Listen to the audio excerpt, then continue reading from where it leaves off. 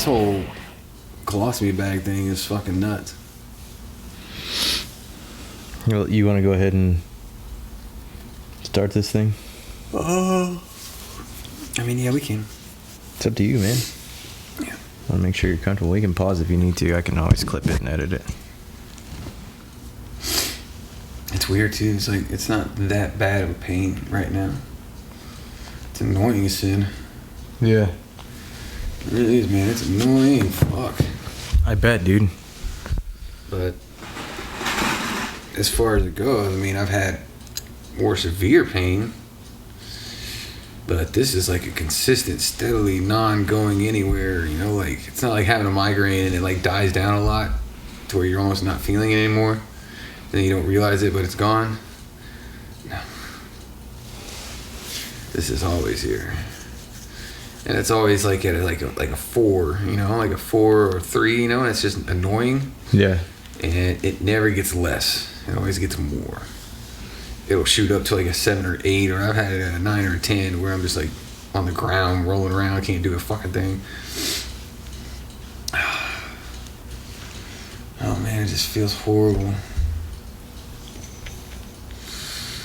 And I think about the millions and millions of people that have gone through this like I have, and yet didn't get the same results, you know? Yeah. Like, people that suffer from this, or, I mean, even I went to the doctor. And they still gave me, like, pain meds that weren't even working. It was crazy. They'd give me pain meds, and I just sit there and have to suffer, and I was like, sneaking Advil and Tylenol in my room because it was like that was the only thing that was actually producing any kind of effect. Right. I mean, they were giving me morphine every 2 hours, and it was like I thought of it like the equivalency of whenever I first started smoking cigarettes. You know, every drag was just like rich and you know, full of nicotine and it tasted like cigarettes. You know, it's like luscious. You know. And then after a while, you smoke cigarettes and you don't even taste anymore. You're just doing it just to do it. Right. Yeah, it's just part of your routine. It's part of your habit. You're numb to it. You know, I mean, you're not really getting anything from it anymore, you know? Jesus. And that's kind of where I'm at with this. It's like, you know, I'm so used to it now. It's like, I have to try something really drastic and really new in order to, like, you know, get by.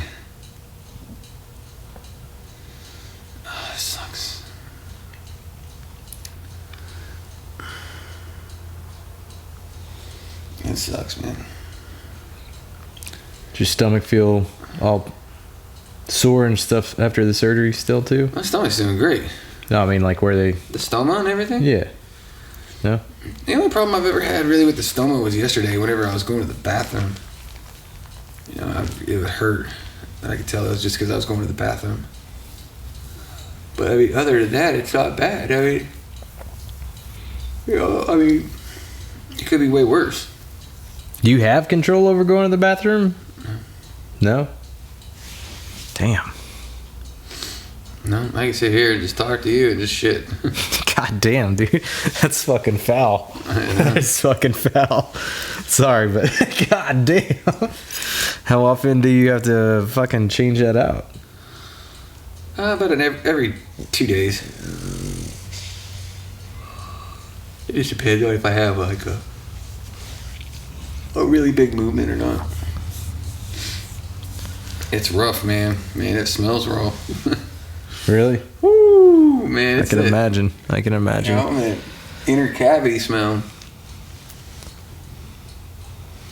You know, where you can just tell, like, that's not a natural smell that comes from the earth. You're like, yo, that's some, like, you know, body cavity, dead animal, fucking soon-to-be zombie type smell, like. That's just fucking wrong. Like what Resident Evil would probably smell like. That's just fucking wrong. So I'd be alright when the zombies come because I'll just open my bag and just let the smell run around. They'll smell me coming and they'll be like, oh, he's one of us. God damn. Shit, they might even make my ass king. I'm like, god damn, that's a smell, homie. I'm like, yeah.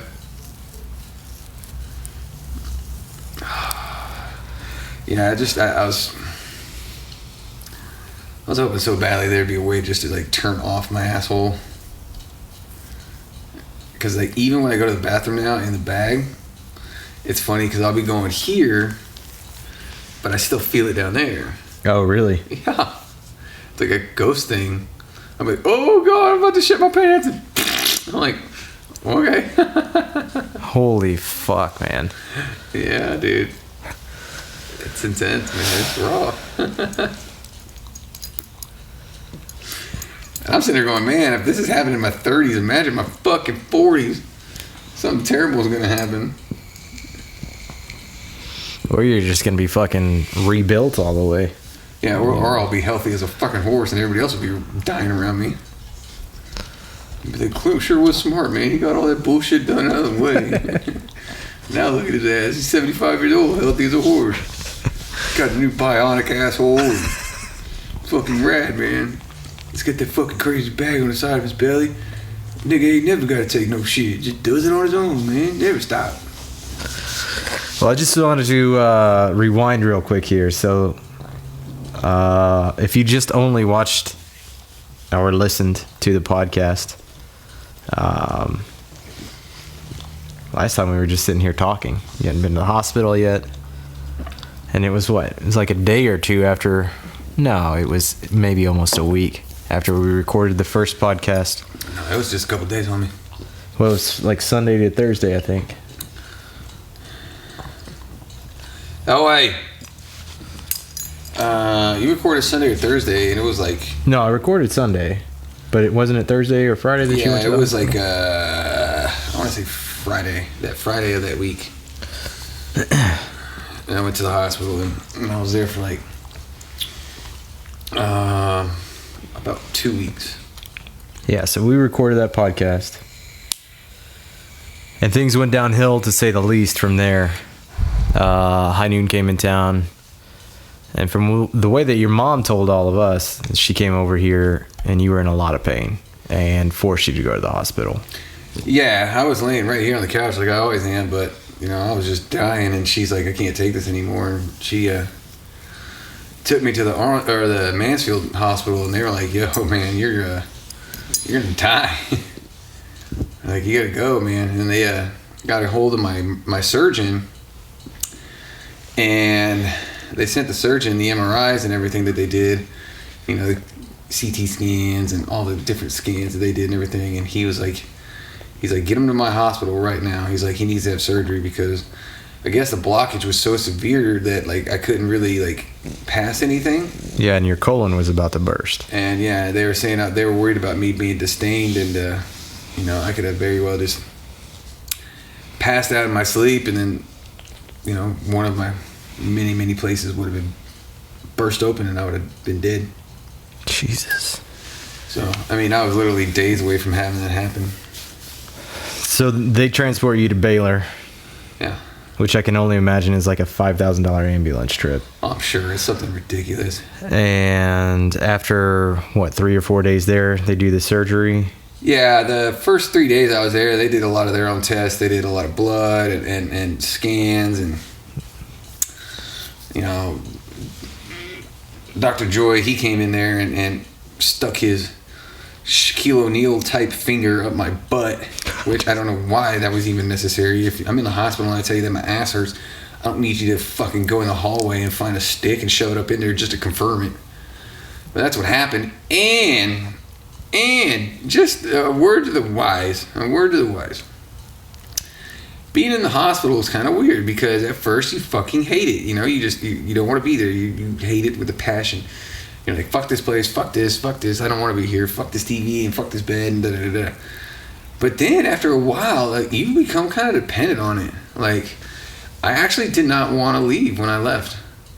I can imagine. I was like, yo, you guys are here on call 24/7. Yeah, I know. I can imagine. If anything was to happen, thing. you know, at least I have somebody that is within a button reach away. Yeah, now, it's definitely. I'm home. I mean, yeah, I'm more comfortable, but there's nobody else here. Right. You know, I mean. And if something were to happen, it's going to take... If something were to happen, which, you know... It's going to take a little bit for somebody to get here. I hope to God it does it, but still, I mean, even a 5-10 minute drive. Right. So, Right. You know, that sucked. But I mean, at the same time, at the hospital, they don't know what kind of pain I'm in. Right. I try to describe it to them, and I try to show them what I found on the internet as far as other people with colorectal cancer that go through what I go through. Here's the thing about my kind of cancer that's crazy is like 40% out of 100 feel pain. The other 60% don't have any pain. Like they don't get pain with it.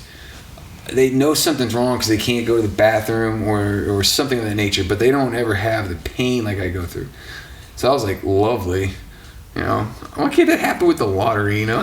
Well, that's one thing that I realized immediately at the hospital. In fact, you probably don't know this, but I shot some video while I was there, and I actually like watched it later. You were shaking. You were in so much pain, and like it's like that's an extreme amount of pain when your hands start to shake because you're hurting so fucking bad. That's pretty fucking bad. So I was, you know, of course, we were all very concerned at that point. But at the same time, you know, they're giving you morphine. You just don't fuck around with morphine. Doesn't do a damn thing It's for me. so easy to fucking just die off that, you know? And they were giving it to me every 2 hours, injecting. And it didn't do a damn thing. It didn't do a fucking thing, man. I felt better when I was taking Tylenol or Advil or anything like that. That morphine, it was just like I was immune to it. So, and then they started giving me something with a D, like Dianol or something of that, like, and they were giving me that 2 hours, which was like way stronger than morphine. They were giving me that, and holy shit. It was kind of like calming me down. But the problem is that they started giving me that, and I was like, all right, cool, you know, I can deal with this. 2 days later, they're like, yeah, we're sorry, we ran out of that shit. I was like, oh, fuck me. I was like, what do you mean you ran out of it? And they're like, yeah, we don't have it anymore. And I'm like, this is Baylor Medical Center. I mean, this is an entire block of a hospital. Like, there's hospitals within hospitals within hospitals. Yeah, if you don't know what Baylor Medical Center is, it is a huge hospital. It's like what they would make TV shows off of. Like, there is part student campus there because it's that big and that well funded. And then they have, it's like I guess one of the go-to places for cancer specialty. Like I went to the cancer ward there. It's huge. It's a gigantic place. And to just consider or imagine that they would run out of anything ever is kind of fucking ridiculous. This place has waterfalls at the fucking front door. Waterfalls. What kind of hospital has waterfalls? The kind that don't have the drugs that you need. Because that sucked, man. They took me off that and started giving me pills and stuff, and I was like, fuck. And then you go into surgery. So you keep calling it a stoma. I think I know it as a colostomy bag. Is there a difference there, or? No, I mean, a colostomy bag is what I have, which is a bag that collects, day-to-day things that I need to shit. Gotcha. I don't know how to put it any other way. It's just, my rectum now is completely closed. Like, it is blocked, like Indiana Jones style. All right. There's a tumor there that just won't let anything come out anymore. And it sucks. And it gives me pain because the tumor presses against all those nerve endings down there. And I guess at the same time, going back again, I almost forgot.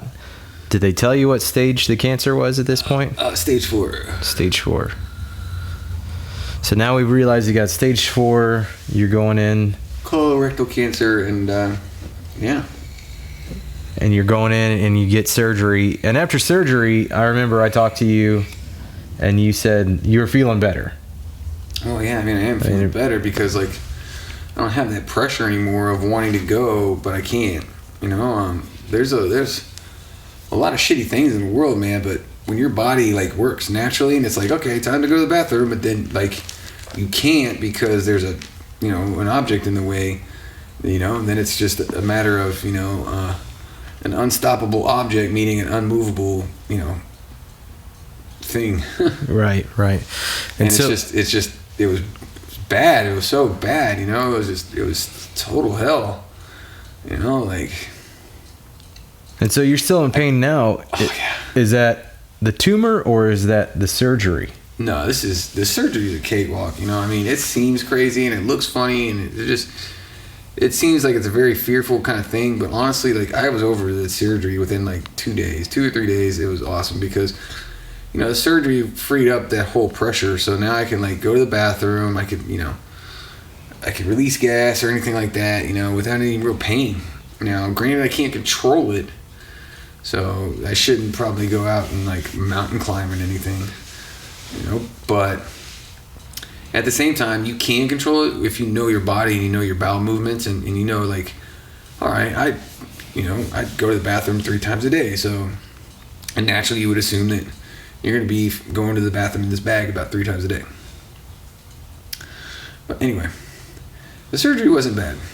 What's bad is now is like I went from being in pain down there associated with 2 different really types of pain. The soreness of just the cancer and the abnormal cells that are growing so fast that they're like altering the composition of my rectum.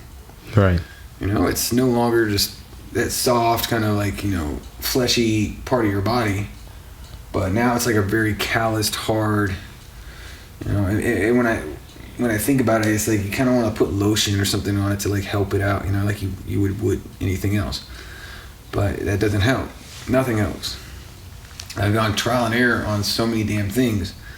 You know, I'm taking my Percocets with my Xanax. You know, I'm taking stool softener and all this other jazz just to kind of like make it through the day. And now it's like the only thing that really works is just sleep. Like I just take the Xanax, I turn on the TV, and I don't even really pay attention to whatever the hell it is, and I'm out within like a couple minutes. And then I'll just sleep. I'll just sleep all day, you know. And then I wake up, get myself something to drink, you know, maybe eat something real quick, and then go right back to sleep. Like I don't fuck around. I don't try to do anything. I don't try to like draw or you know, balance books or, you know, anything, laundry, it doesn't matter. Like anything that has to do with me getting off of this couch is probably not going to happen. And I keep telling certain people, I'm like, yo, like, I mean, you fuck around, you say things all the time, but I mean, I can't say this with any more conviction than I already am. It's just that, like, I'm fighting for my life right now. I'm literally fighting for my life. Yeah, I know. Because I mean, I feel like at any moment this could take a turn for the worse. You know, this could definitely take a turn for the worse, especially if I started having to deal with this and I started fucking with other things like my kidneys or my, you know, prostate or anything like that. And then do you feel like that now more so because of the hospital trip, or you just already felt that way? That I'm like anything could just, I mean, you could end up in the hospital tonight, tomorrow, whatever. Do you feel like that? Like things could turn around quickly now because of that hospital trip? Oh, yeah, absolutely. Because, okay. I mean, the bottom line is that we fixed a problem that I was having, but we didn't fix the ultimate problem that I was having, which was the cancer. Right. You still have the cancer. We fixed, you know, the whole, if I don't go to the bathroom, I'll be dead in a couple of days kind of thing. Right. So now I can go to the bathroom, which is great. But I didn't take care of the pain and the swelling and the burning and the itching and the agony that is like going on with this cancer. Like all that's still there. It's still live and in concert. Like I didn't take a single medicine for it. You know, I haven't done anything other than like right now. The only thing that I really take to hope that it's working is the THC dab pills. You know, the oil. You know, I'm hoping that works. But even then, I'm like, you know. You know, if my guts are cut in half, which they are, I mean, you get a long intestine that runs down, that feeds into the colon, and that's where they cut me. You know, they cut it in half and they taped off, or they stitched off both ends, and well, they stitched off the end that was going towards my rectum, and the other one they punched a hole in my body and brought it out about half an inch and stitched it around my abdomen so it wouldn't go back inside. And that, you know, I could use it without, you know, bleeding or anything like that. And, you know, that's what they did. But as far as the actual cancer goes, the root of the evil, you know, we didn't do a damn thing. We didn't even, like, we didn't even do the blessings of God on it. Like, we didn't do shit. The most that we did was Dr.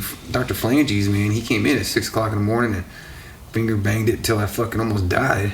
Jesus. He did. He woke me up early one morning at 6 a.m. and he's like, hey, let's go ahead and inspect you real quick. I'm like, all right, whatever. I figured, just, look and see what the hell's going on, blah, blah, blah. Nah, man.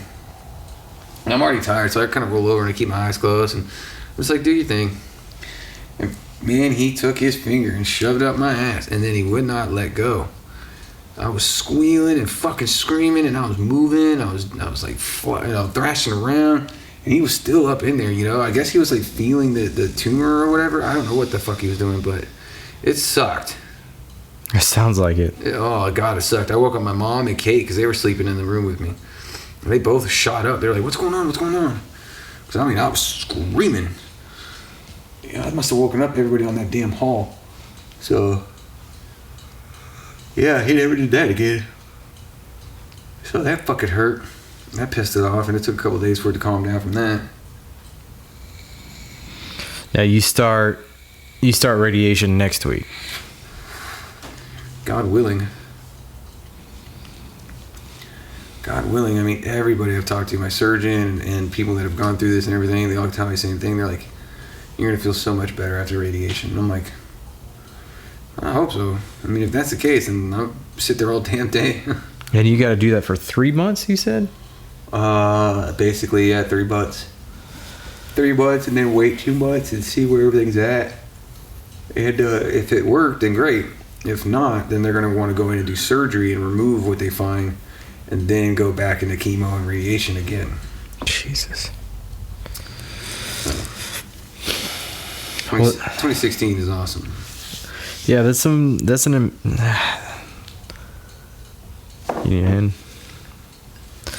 God damn, I don't even know what to say about all that, man. I mean, the last time we sat down and had a podcast, things were not great, obviously, but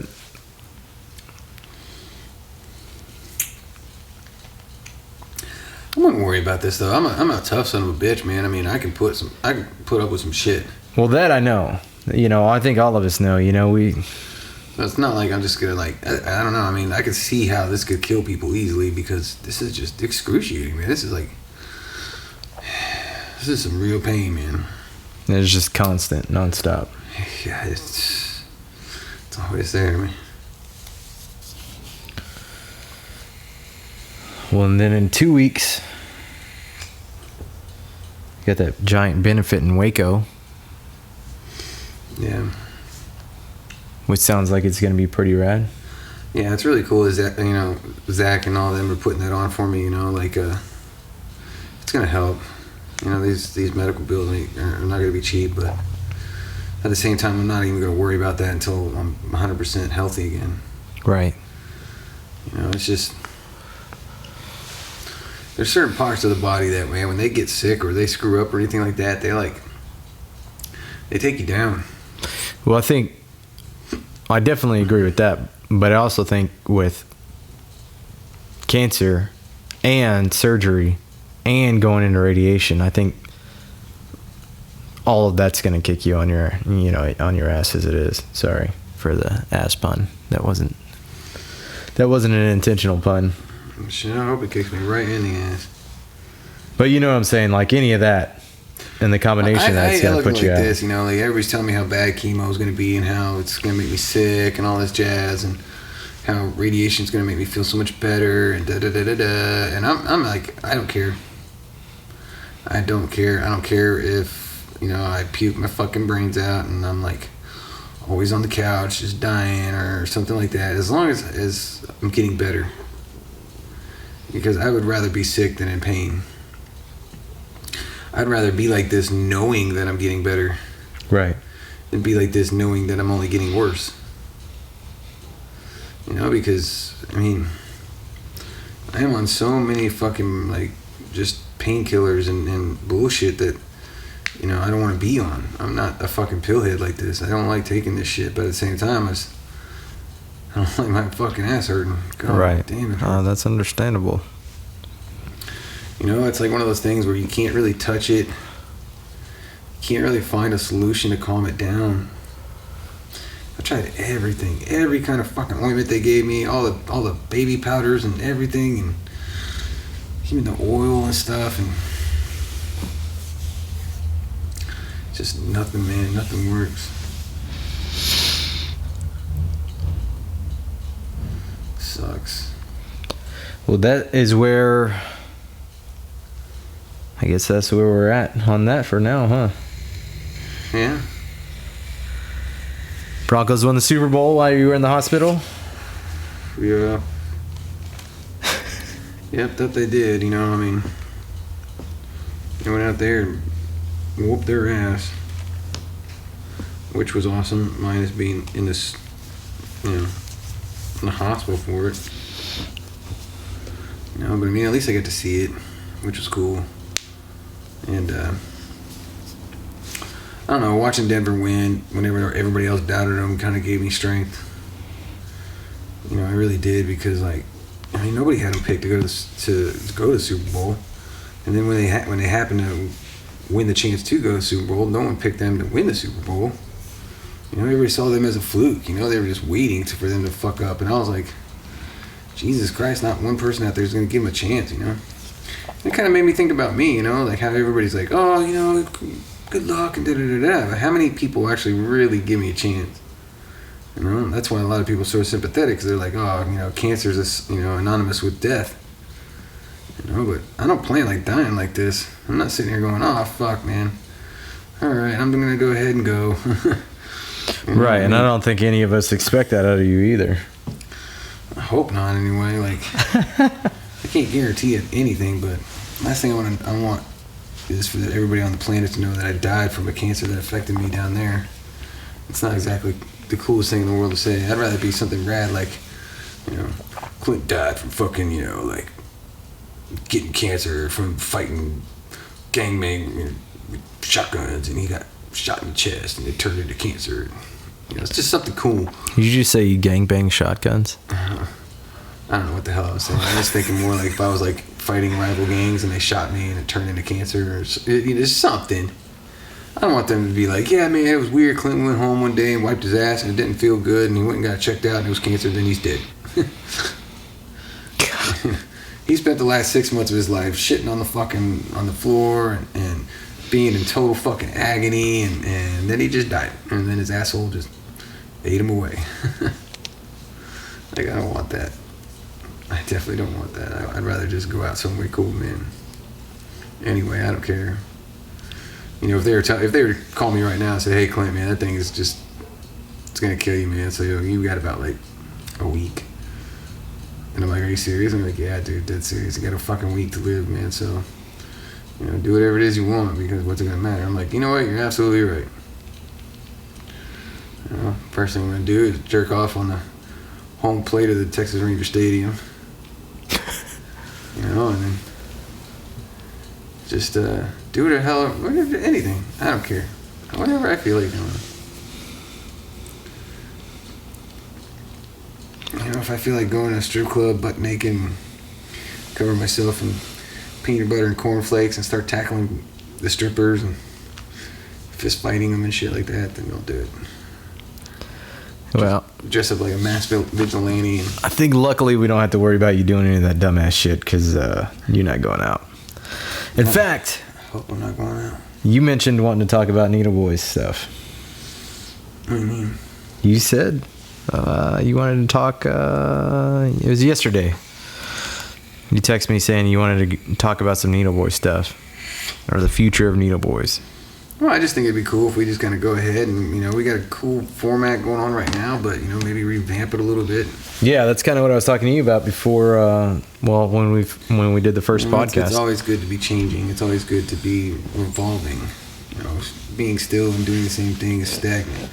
Well, definitely. That's kind of why I thought, obviously things are kind of weird right now, and you're not even able to be at the shop. Fuck no. So that kind of throws a wrench in things. But aside from that, like I was telling you before, I was looking at getting away from the longer format thing, at least every episode.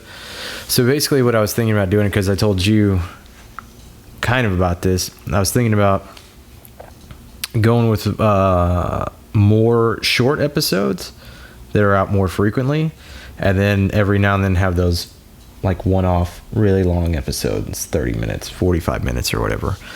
Because there's still quite a few people that like those long episodes. It's just the original audience, the original fans that we gained were used to like those 5-minute clips.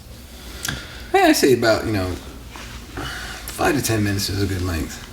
But at the same time, like, the way that I think about it is also like if there's something awesome going on, I don't want to just cut that short because I'm trying to just fit in that 5 to 6 minute slot, Yeah, but I mean, we need to like kind of like start writing this down. Like I feel like if we go in there, we start writing down what we're gonna film for the week or the month, because now the boys are getting to the point where they have consultations. Like they'll know, they're like, oh, I got this really cool tattoo next week that I want to do and things like that. So that way we can go in there and film on days that these guys are doing these great tattoos, that we could talk to the client and see what their reason is for that tattoo, and you can grab that part and make it the overall subject matter.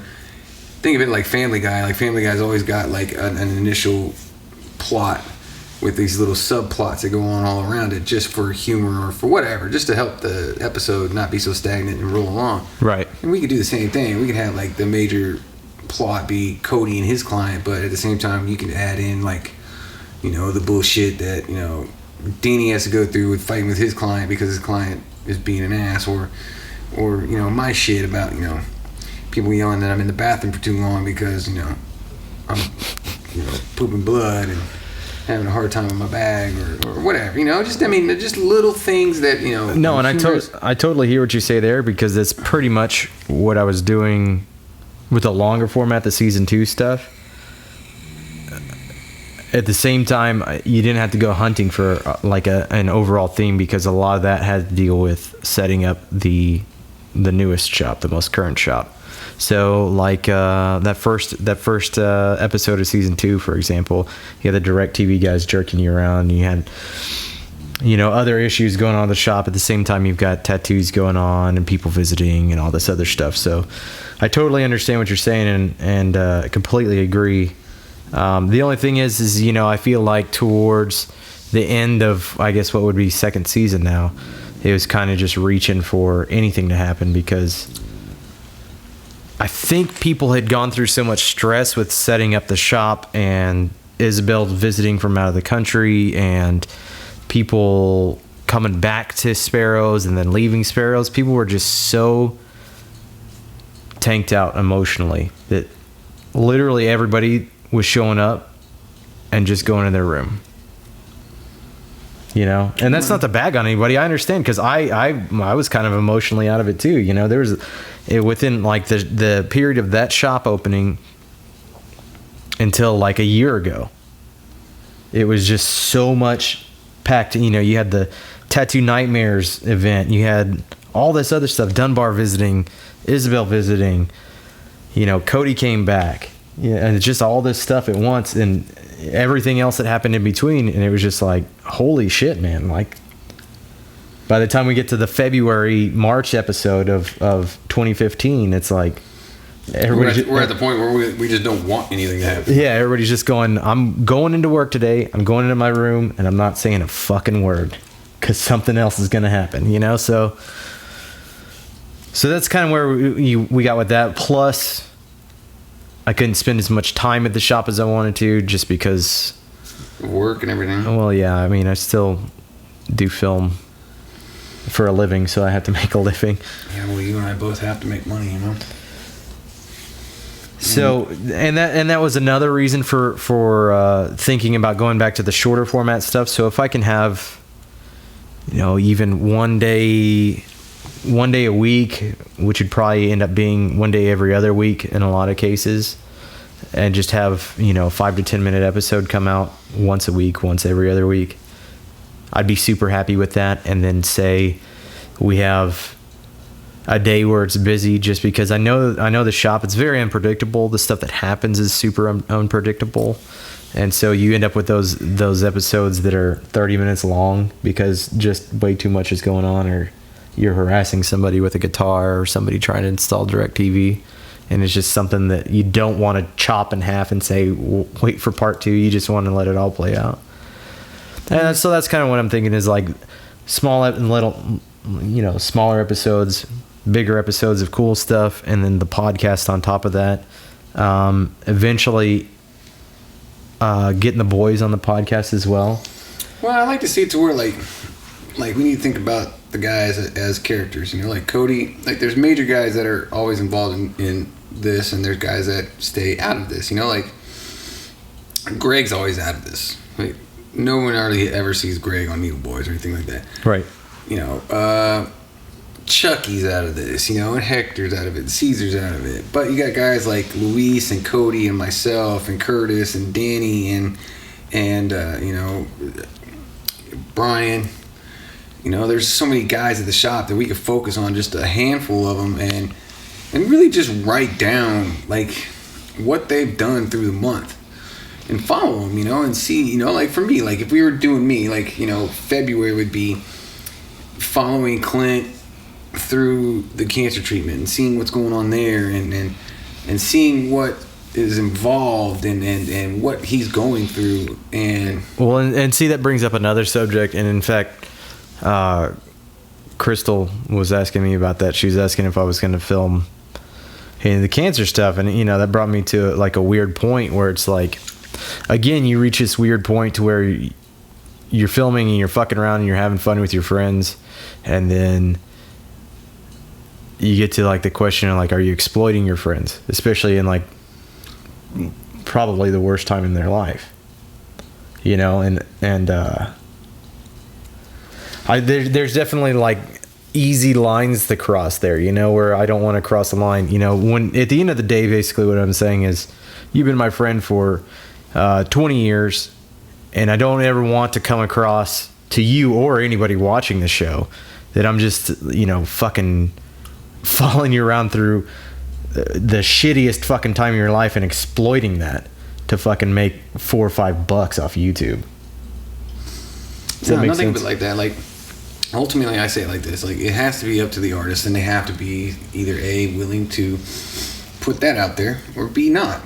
Like Cody's wanting to try for Ink Masters, and I think that he's going to get it. I just don't know exactly when. Right. We can understand something. When you go on a show like Ink Masters, everything's off the table. You don't have really a choice as to what can make it on TV and what doesn't. If you're in fucking Ink Masters and you're in that house and everybody's bullshitting and fucking around, and you got a phone call and it's your wife and something major's happening, like she tells you that she's cheating on you, or the fucking, or your kid dies, or anything that's, dramatic like that. Ultimately, it's gonna have to make it on TV. Right. Because they can't just sit there and show you competing, and then the next day they're like, oh, well, Clint had to leave because of unseen circumstances. People are gonna be like, well, what the fuck? No, and I totally think that we have some people in the shop that are willing to go a little bit further than others. Like, I would say, Cody's one of those people. I'm one of those people. Danny, Luis, Brian, Judd, Curtis. It's just, there's certain people that are going to be willing to do more and won't mind having so much of their personal life out there. Now, I think I'm the only one that would honestly do what I'm doing. I think if it was somebody else, if this was Cody or Curtis or anybody else dealing with this kind of cancer, I don't think they would want this out there on Front Street. But the way that I see it is like, I'm the owner of the studio, and none of this would be around if it wasn't for me. Right. And it's not going to make a lot of sense if we keep Needle Boys going and I'm not there. Right. People are watching it. No, definitely. And people are watching it and they're like, okay, where's Clint? They're not talking about any new TV stuff, because usually if I do TV stuff, we mention it so that way people understand. Or they're sitting there and they do see me and they're like, holy shit, the guy looks like a fucking skeleton. I mean, what the hell? I can't hide it, okay? I've lost 50 pounds between the December and now. Because back in December, I was like 175, almost 180. And when I left the hospital, I was 129. Damn. So, I mean, yeah, the cancer's just eating me alive. And I'm not embarrassed by it. I'm not embarrassed by this. If anything, I want somebody out there to watch this and sit there and say, well, I hope to God that he gets better, and I want him to know that him being forward about this is actually helping me, because I'm going through the same thing. That brings me to the other side of the coin here. The other thing that I thought about was talking with you, and we talked about it on the first podcast, and you wanting to get out in the front of this and bring people's attention to this. Absolutely. And so that's kind of the flip coin of I don't want to be caught. I don't want to be seen exploiting my friend, but at the same time, you want to spread this message. And so I just want I need to. That's the problem. I just want it to be, I just want it to be clear that going into this, I want to make sure that everybody knows. No, this your is my intentions choice. And my choice and my choice alone. Because you're not trying to make money off of this either. No, I'm not making money off of it. But I'm just saying, like, exactly. But I mean, I'm saying you is know that how people are. We're gonna film this. You're gonna edit it, and you're gonna put it on YouTube. Somebody's gonna watch this, and they're gonna sit there and they're gonna either go, "Wow, I know somebody that's going through the same thing that Clint's going through," and he didn't think about using the Xanax as a pain reliever or something like that, or he didn't think about doing this or doing that. It's like we need to be more open-minded and less embarrassed by these certain things that happen to us in our lives. I mean, in my mind, if I get sick, there's a positive and negative for every action and everything that ever happens on this planet. Life isn't just this crazy, wild river that just goes. I believe that everything that happens and everybody that you come across in your life, whether you have a long-lasting relationship with them or it's just a moment that you share in this lifetime, everything you do and everything you say and everything that you believe in is for a reason. And I believe that I'm going through this for a reason. I believe that me talking to you about this is a reason. And it's not a reason of, to get more attention to me. It's not a reason to, make my studio more successful or anything like that. I don't care about that shit. My studio does fine. I'm okay. I mean, I'm at home. I mean, yeah, I'm not making money, but I'm not spending money. My family, which is the studio, because that's my family up there. Right. My family's still very happy, and they're working really hard to make sure that the studio stays afloat. And thank God that, I happened to catch this when I did. Imagine if I caught this 3 years after I opened up Sparrows. I mean, come this June, it'll be 9 years that I've had the studio.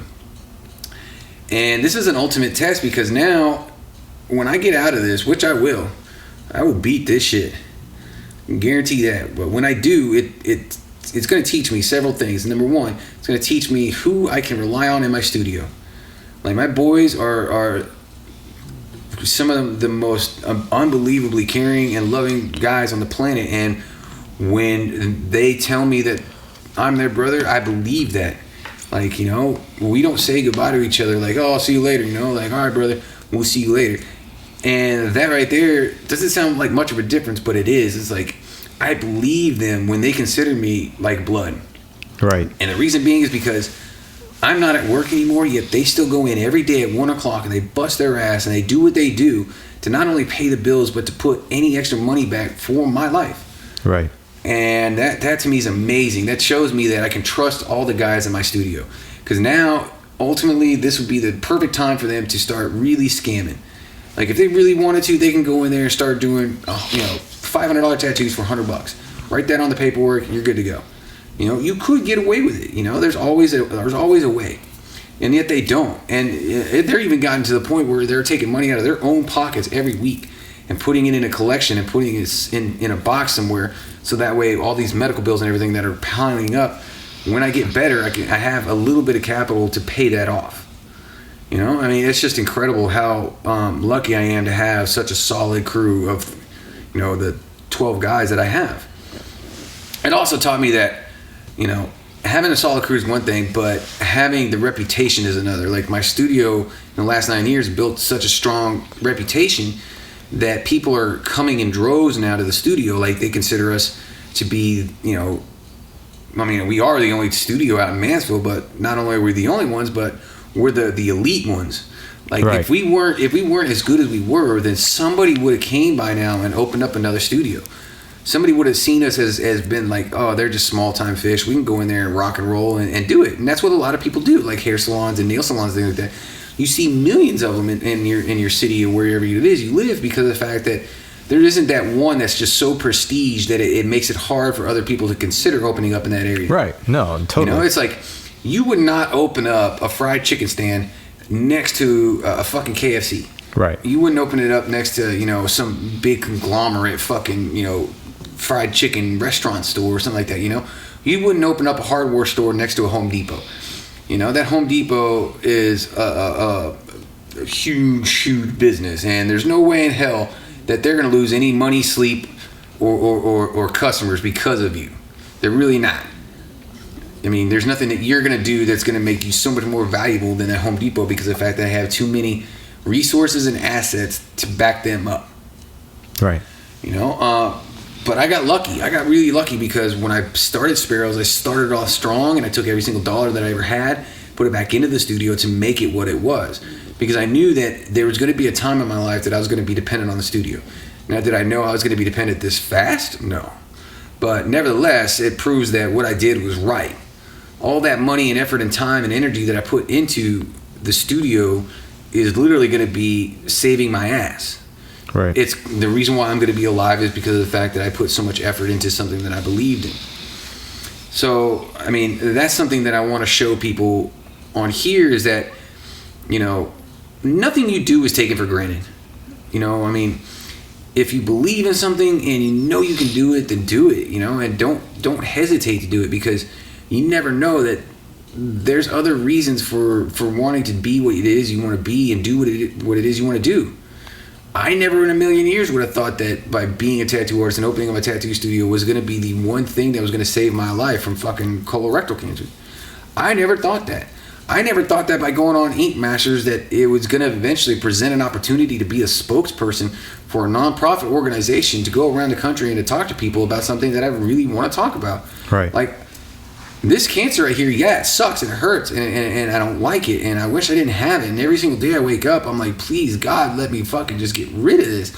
Or at least let me have like 30 minutes today of just bliss. And what I mean by bliss isn't like, you know, where I feel like, you know, euphoric and I'm on cloud nine. What I mean is like to be normal. Right. To not have, you know, my, for lack of a better word, my asshole be on fire. It feels like, I was telling somebody about it. I was like, it's like a combination of being cut open and poison ivy down there. And it's just a constant cycle. And no matter what you do to think for comfort, like, oh, I'll put some ointment on, or I'll take a hot bath, or I'll do this, or I'll do that, nothing happens. Nothing. I mean, I'm taking Xanax bars by the fucking, you know, full, and I just pop them. And I'm taking them with all these opiates and these drugs and everything like that, and they don't do anything. Like, that is how focused my mind is on the pain.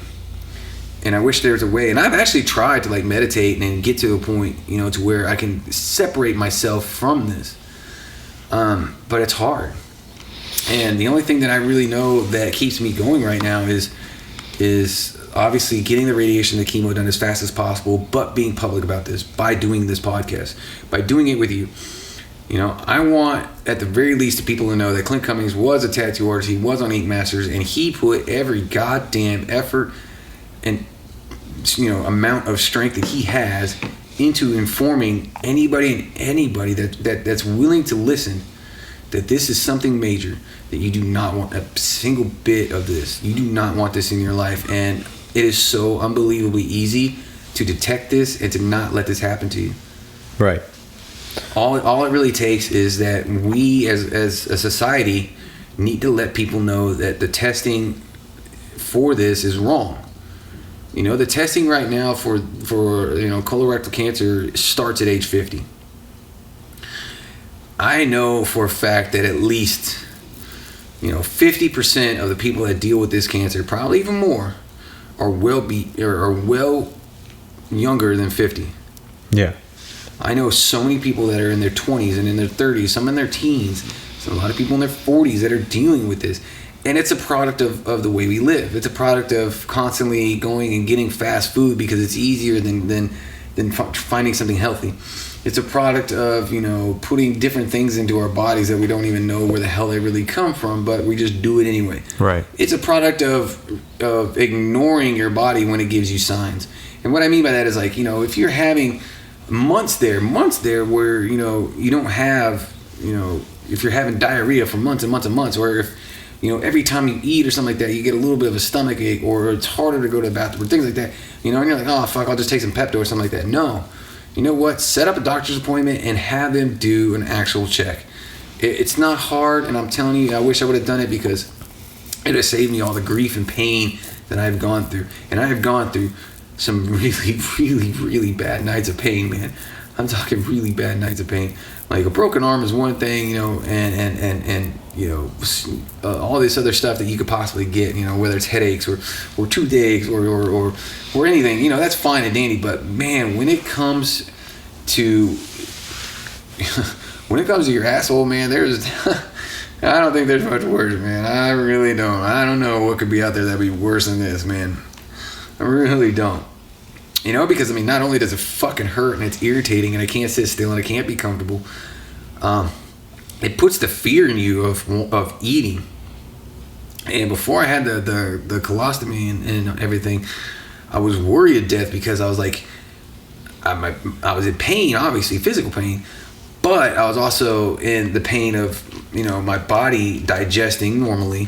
Because my stomach and everything's not fucked up. It's normal. It's doing its job. But when it gets to the bottom, when it gets to that colon, it's like, oh hey, what are you doing in here? And it's like it couldn't release. And I would try to go to the bathroom, sit there and just try, and it would just, all I was doing was pushing on that tumor and just making it bleed and things like that. And it was just a nightmare. I was in a fucking nightmare. And at first, when this all was going down, and before, I started getting really bad pain down there, everybody was like telling me that I'm probably going to have the colostomy done, everything like that, to which I was like, the fuck you say? I'm not doing that. I was like, I'm not living my life like that. I don't want to have a fucking bag on the side of my body that I have to fucking shit in, and constantly keep up with and change and everything like that. But you know what? By the time I got to that hospital, I was like, let's fucking do it, man. Let's do it, dude. I don't care. Because that is not a way you want to die. Just to relieve that pressure. Oh my God, dude, I'm telling you, like that second day that I woke up, my mom was there and I started like passing gas through and everything, and I was looking at her, because obviously I can't control it. It's my large intestine sticking out of my body. I can't control it. And it just happened. But when it was happening, she was looking at me and I was looking at her and she was like, you all right? And I was like, you have no idea how fucking good that felt. I was like, you have no idea. It's so fucked up.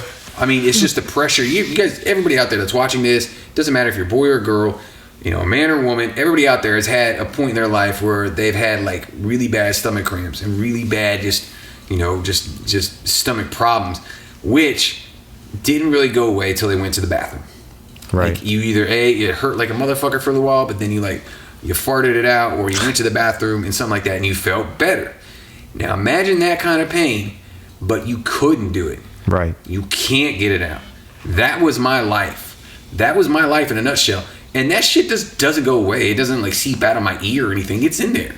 And the more that I created it, the more that it was in there, the tighter things got in there. And when I woke up that next day with the bag on and everything like that, I was all out of it. But that first real day that I woke up and I was actually kind of, moving around and doing things, and the bag started working, I was like, oh, thank you, Jesus. I was like, thank you, God, because now I only deal with the superficial pain that's down there, And that's another thing that the doctors don't really, I don't want to talk shit about my doctors because they're good fucking doctors, okay? They really are. But the bad part about being a doctor in this day and age is that you are so quick to jump the gun on somebody and their prognosis and what it is they're going through. Like I went in there and I told them, oh man, I can't go to the bathroom, and then they did MRIs and I'm like, okay, you have blockage, here's what we're gonna do. We're gonna do this, and then here we go. And then I'm like, yo, I still got pain. I'm like, like, this is supposed to be pain management. Why am I in so much fucking pain right now, guys? You know, like, you guys are giving me morphine and it ain't doing nothing. Right. You know, you're giving me hydrocodone and it doesn't do shit. Right. Why am I in so much pain?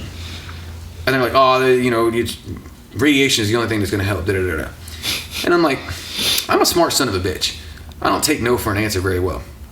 You know, if you ever had the chance to meet me or anything like that and ask me some kind of questions, or even talk to me a little bit about, like, tattoos, like, you'll find out that, like, I take that shit seriously. Like, if you were to come to my studio and say, hey, I want a sleeve, and I'm like, okay, what do you want? And they're like, oh, I want a dragon sleeve. I'm like, it'll be a 2-hour conversation about a fucking dragon, and you're gonna sit there and be like, how the fuck did we get 2 hours wasted by talking about a dragon? Well, is it a Japanese dragon? Is it an American dragon? What kind of dragon is this? Is it supposed to be a happy dragon? Is it supposed to be a sad dragon? Is it fighting somebody? Is it just fucking there to be pretty? I ask every and all fucking questions. So when I left the hospital, I was still doped up, and I'm sitting there going, this is not right. This is not right that I have this much pain. I should be able to find some kind of comfort. And there's always a reason for everything. And so that's when I started looking at the combinations of certain drugs that I could take and certain things that I could do that aren't, pharmaceutical drugs that I could do. And that's where I am right now with the whole Xanax and the oxycodone that they got me on. Like, that sounds like crazy. Like, it sounds like I'm about to fucking party for a Saturday night. I sound like I'm about to go to the club. I'm like, take some oxycodone and do some fucking bars, man. Look and go, yeah, man. But no, I mean, it's incredible how the human body reacts to things that are wrong with it. Because I can tell you right now, I could take fucking 2 bars and take at least 4 fucking oxycodones, and I could still talk to you the exact same way I'm talking to you. God damn. And that is because the pain is so severe in my head that my body is burning that shit off without even knowing it. Right. I mean, that's actually how pain meds are supposed to work. They're not supposed to get you high. But they are supposed to work.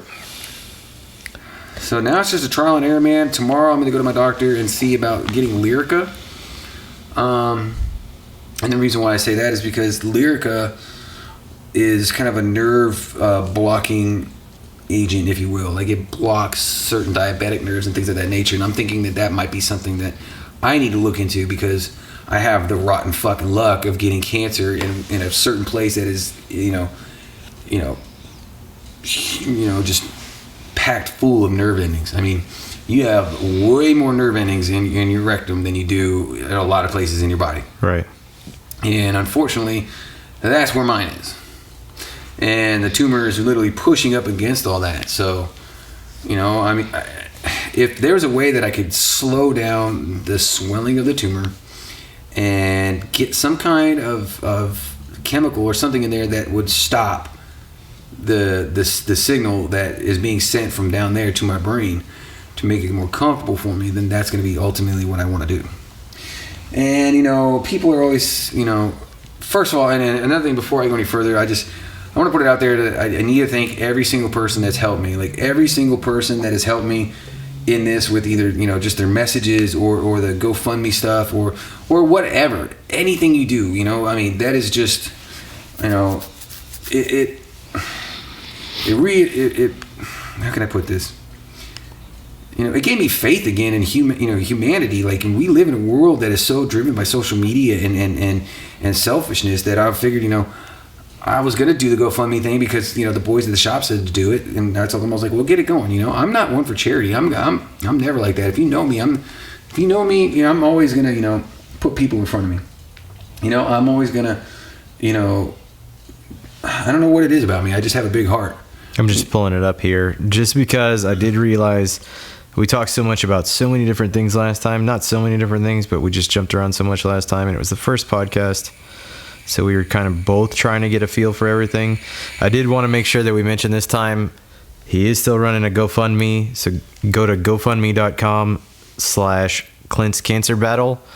And every dollar helps out, of course. He's not working.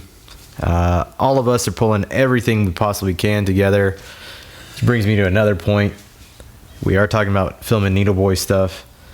But, I still got to make money too. And try to help out as much as I can too. So I don't even know when we'll be able to start filming Needle Boy stuff again. But I do want everybody, that's aside from the point, I want everybody to check out that GoFundMe. And also, if you want to keep up to date with him on anything, he's not posting much right now, but any good news is usually posted on Art of the Hawk on Instagram. Yeah, I'm trying to keep up with the social media stuff. I mean, obviously I sleep a lot during the day, and I'm starting to notice that if I don't post anything within 48 hours, people start assuming that I'm dead. So yeah, I do that. I'm definitely doing that. I've been getting messages. How's Clint doing? Is Clint okay? So if you want to follow me, I've got some videos and just bullshit of us, and then my work and other stuff. That's it. Ravens End, like the bird ravens, and E&D. That's where you can find us. But definitely go check out that GoFundMe. And I'm sorry for forgetting to mention that last time. I even had it written down and I forgot. Oh, no worries. I mean, this whole thing that we're doing right here, the podcast and everything, should open up doors for a lot of people. Like, for one, I want it to open up a door and for people to know that, yes, I do have a GoFundMe, and yes, I'm going to use it to help my medical. But if I can get that awareness and get people to pull, even for $5, all the money that goes into that account that I necessarily don't have to use, you better bet your ass that I'm going to take every single dollar that's left over, and I'm going to go help anybody and everybody with not only my kind of cancer, but with all kinds of cancers. The studio now is going to have a different approach when it comes to doing things publicly. Like, every month we're going to have a special on cancers for that month, whether it's breast cancer or prostate or whatever it might be for that month. We're going to go ahead and do things for people that suffer like they do. And I've been reading a lot more about new advancements in medicine when it comes to cancers. I'm really excited to see what they got going, but that's down the line. People are suffering now, and if my little contribution of $100 is going to help them in some way, shape, or form, then that's what we're going to do.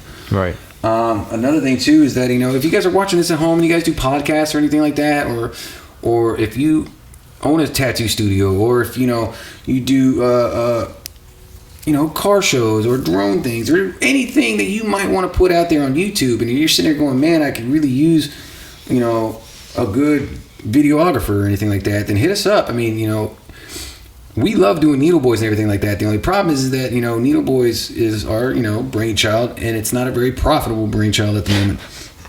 Once it is, then obviously we would love to have it going more.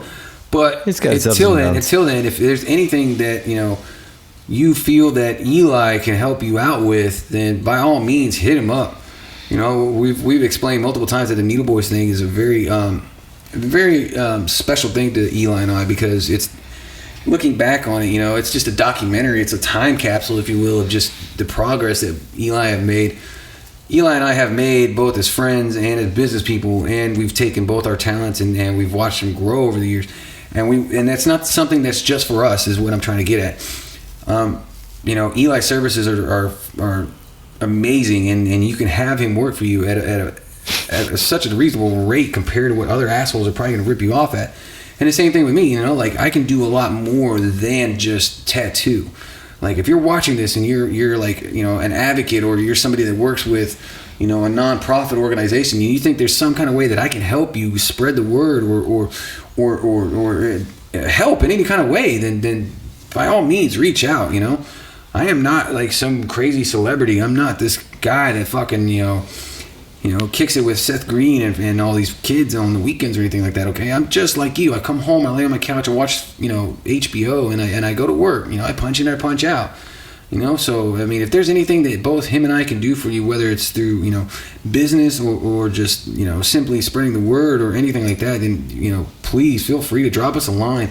Tell people about this. Tell people about the Needle Boys things, and tell them that this is a lot more than just some rinky-dink show that's based on how fucking a bunch of idiots go to work every day and try to tattoo. We are a lot more than just that, and we're trying in 2016 and beyond. We're going to try to be a lot more than just that.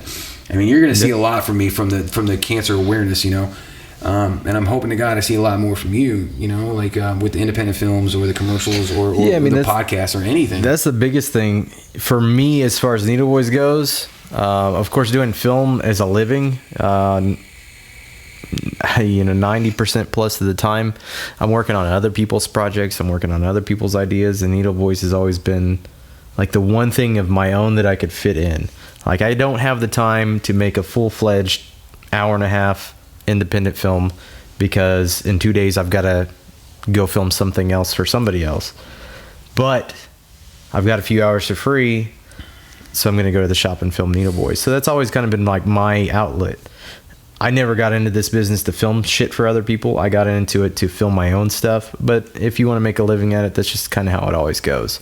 You end up dying and not making it, or you end up bending a little bit and going against what you originally thought you were setting out to do. Even big name directors, they work on stuff under other people's rules and guidelines that they never thought they were going to, but that's how it works. And things are getting bigger and bigger. I do plan on filming my own movie this year still. Yeah. Even with the failed Kickstarter last year, almost there, like a few grand away now from actually starting on that and being totally geared up. And once I get healthy again, I'm going to be on board with that. You and I have always worked together on both projects. We if you didn't know, this dude was in a stupid little YouTube video we made, me and Talmadge and some buddies and my wife and some friends made back in October. We made this thing in like less than 8 hours. We killed Clint off. We killed this dude. So that's pretty fun. That's on my YouTube channel. No, I'd like to do more shit like that, because it only takes one or two, we could do that shit all day, every day, and it only takes one. It takes one little thing for people to just see and get captivated, and all of a sudden, before you know it, you're making bigger, better movies. Well, like with that thing, and then like I did some slow motion stuff of your IV at the hospital, just shit like that. I'm always thinking about. I love video, so I'm always thinking. Yeah, that's all B-roll. About good visuals. But other than that, the other thing that I think about all the time is like 16-year-old me would fucking hate me if I had all this stuff, or even just this, and didn't fucking use it. Because 16-year-old me had a VHS camera that I was shooting video and editing on VHS with. And I would have died to have a camera that's as good as an iPhone. And I can edit on this. And so now, like, I walk around with this in my pocket, and I start to feel guilty. I'm like, 16-year-old you would think you're a bitch for not using that right now, So that's kind of where my brain's always at. It's like, you need to fucking create something. I hear you, man. I used to do movies, too, back in the day. Remember with Candace Smith and all them? And I had that big, giant Ghostbuster video camera So did I. And I took, like, baking powder, and I put it all over my dining room or the coffee table in the living room, and I put my dad's wardrobe on, and I was supposed to be a drug dealer, and I think the kids came over and they bought $20 worth of cocaine, but when I put it in the bag, it looked like they bought a kilo. I was like, whatever. Just stupid shit like that. But no, definitely. But I mean, some of them, like the Reaper Creeper, the Halloween special that we did, took 8 hours, and that was a little bit bigger than I intended. And then I've got just daily stuff that I'll make a video. Some of it goes on Instagram or Facebook, and some of it I show to my wife, and then I go to bed. So it's just always all about creating. And I mean, honestly, I kind of was thinking about it, and I love tattooing, I really do, but I would actually like to team up with you a little bit more this year. Like, once I get this health thing done, I'd like to go ahead and, because I was sitting there going, man, I can't draw anymore. I'm stuck in this position. Like, I'm stuck in this position. Right. So I got a bruise on my right side hip now because I've lost so much weight, and this is the only way I can lay, because I guess the positioning of the tumor, if I lay the other way, I guess it's like on that wall, and it's gravity's pulling it down, so it makes it worse. If I lay on my back, it's the same thing. I can't lay on my stomach, obviously, but if I lay on my side, I think the tumor is on that part of the wall where it doesn't have that pressure being pulled on it. So this is my only position. But I was sitting there going, I'm a workaholic, and I mean, if I can't work, I'm just going crazy. And I was sitting there going, okay, well, what can I do if I can't draw? Because it's really hard. I mean, I can't really I guess I could possibly, but you also got to know the way you draw. And if you look at my artwork and everything like that, I'm a very, very comic book style artist, meaning like I draw things in lines and structure, and I use, line weight to, make things bold or dynamic. And that's the way I draw things. And when you draw like that, think of it as like a designer, if you will. Like, it's really hard to just be in a unstable position like I am, laying down and trying to do straight kind of lines and create. So I can barely draw as it is, so I couldn't imagine drawing like. So now I'm trying to tap into other things that I might be able to do. And one thing that did come to mind was screenplay and writing and things like that, and maybe coming up with something like that. And I was reading about it a little bit. If there's anything that I can at least do right now besides sit on my ass and just feel sorry for myself, is to educate myself in other things that I wouldn't normally do. And one of them is the art of screenwriting. Like I love the way that Quentin Tarantino has like revolutionized and made himself stand apart from other people, or guys like Zack Snyder or Christopher Nolan, and the way they do things. Like there's a certain way that when you watch what they do, it's them. And I want to make sure that I can tap into more than just this tattoo thing. I want people to not just talk about me when I'm dead and they're like, oh, that guy was just a fucking tattoo artist and I don't allow him out, little shit. I want to be able to create a lot more, because I think I am worth a lot more. Right. I think my life is a lot more than just what I've done with it so far. And that's why I really was talking to you, like with the Needle Boy stuff. Like, you're a fucking phenomenal drummer. I'm a great guitarist. We could create our own fucking music, and then you two can go suck a dick because it's ours. And then I was sitting there going, well, why just limit that to Needle Boys? We could do that with so much other fucking things. Right.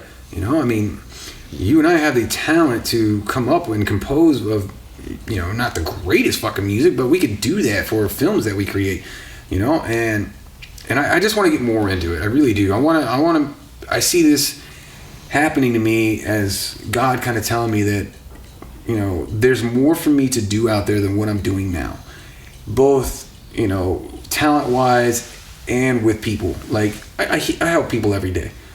People come in all the time with shitty tattoos, and I cover them up, and they feel better about themselves. They do. Yeah. It's like, it's no different than, you getting a fucked up haircut, and then you go to a barber, and they style it, and they fucking make you feel good about yourself because you look good. Women do it every day. They go get their nails done. They go get pedicures and manicures, and they get their hair colored, or they do this and they do that. And men are always getting in trouble because we don't always notice. But, it's the wanting of always trying. It's trying to always self-improve, trying to be better than you were yesterday.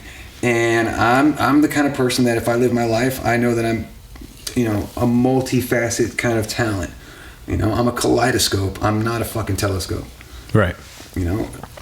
And no, dude, I would definitely I would love to be able to work on more film stuff with you. I've been pushing for it since year one of filming Needle Boys. I kept telling you, like, the Needle Boys thing is cool and I love it, but we got to work on some films. It's like, I kept telling you, I was like, TV's great, but we need to make movies. We need to make films. Like, you called it about 4 or 5 years ago. You said Netflix and Hulu and all them, they're gonna be the major players. Now you have all this shit that's on TV, big money that's going straight to those devices. Yeah, I mean, I watched all of Daredevil when I was in the hospital, which, by the way, was badass. Yeah, that's fucking amazing. That show is fucking amazing. And when I watched it, I was sitting there going, I could not believe that this is only allowed on Netflix. Like, this is just a Netflix exclusive. Right. I think they may sell it on iTunes now, but I think for like the first 3 weeks, it was like Netflix only. But what I'm saying is, I can't turn on my TV and go to HBO and watch, Daredevil. Right. And what I'm seeing happening is that's going to happen more and more as time goes on, and it's going to get to the point where people want what they want right away, and that's what Daredevil was so badass, because it was available at any time, and it was something that wasn't just half-ass done. Like, it was so fucking good. Like, they're just like, real good. We're not just gonna make this. We're gonna make this with the top motherfuckers. Like, those stunt guys on the show are like the top and the top of the oh man. I mean, everything was just so ridiculous. Everything was just done really well, for my hat's off to everybody that's involved. They got Jessica Jones as well. Did you watch that yet? I haven't gotten into Jessica yet, but I want to. Same universe. But yeah, I definitely want to. But I mean, me being a Marvel kid and growing up with Daredevil being ultimately one of my top 5 favorites, because I'm a real big, if you were to ask me what was my favorite part about all of Marvel, it'd probably be the Marvel Knights. Well, they're coming out with season 2 coming up too. Marvel Knights is involved with that has Daredevil and Punisher and Moon Knight and things of those natures. Those are the Daredevil season 2 anti-heroes, if you will. Punisher, like Ghost Rider's definitely. Punisher's going to be on season 2, and Elektra.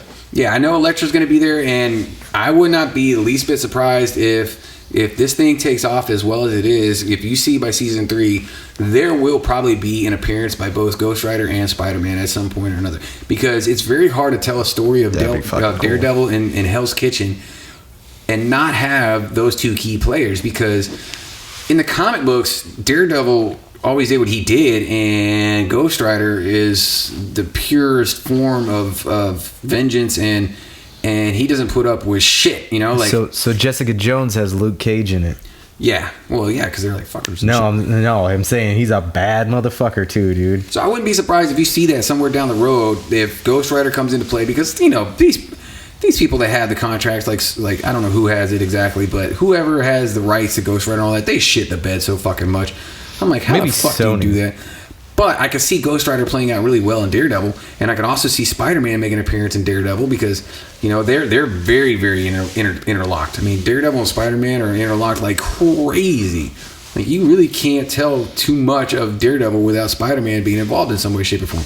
You know, and it makes sense that they had, you know, the Kingpin in there, and I thought who they got to play the Kingpin was perfect. Kingpin was legit. And, you know, there's going to be a couple other key players that come involved, but I can't wait to see what happens with that. But you were right, you know, like this, you know, this whole Netflix Hulu thing is going to really just take over from Redbox and HBO and things like that, and you're going to start seeing that online, you know, movies and TV shows and everything are going to be the next big wave. You know, nobody's going to want to go home and watch, you know, regular TV anymore.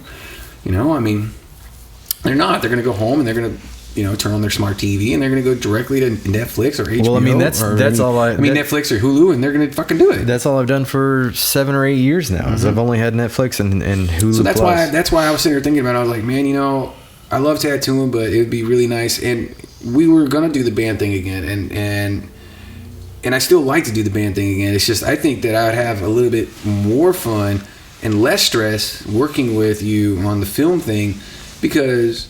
Well, definitely, and that's kind of one of the reasons why I left music so much. Now, I still make a lot of the music for Needle Boys, if people didn't know. But as much as I love music, I fucking hate being in bands. I hate...